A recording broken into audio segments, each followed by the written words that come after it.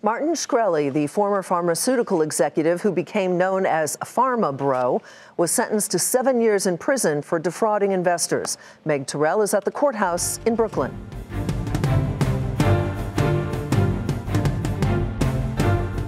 A federal judge has sentenced Martin Shkreli to 7 years in prison for his conviction on 3 counts of securities fraud and conspiracy to commit securities fraud.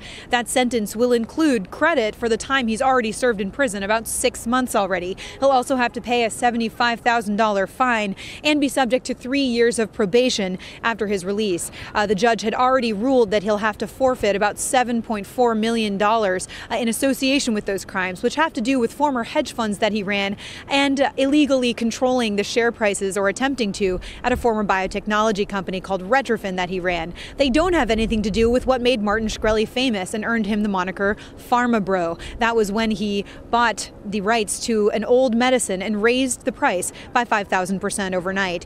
The government prosecutors had been seeking a sentence in these crimes of at least 15 years in prison, whereas Shkreli's defense team had been seeking 12 to 18 months.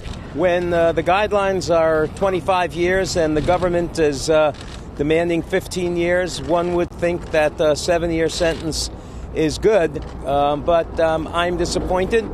I thought the sentence should have been less than 7 years, but, you know, Martin's fine and he will be fine, and, you know, obviously it could have been a lot worse.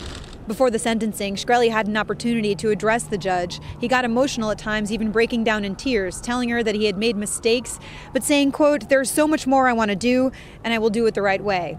For Nightly Business Report, I'm Meg Tirrell in the Brooklyn courthouse.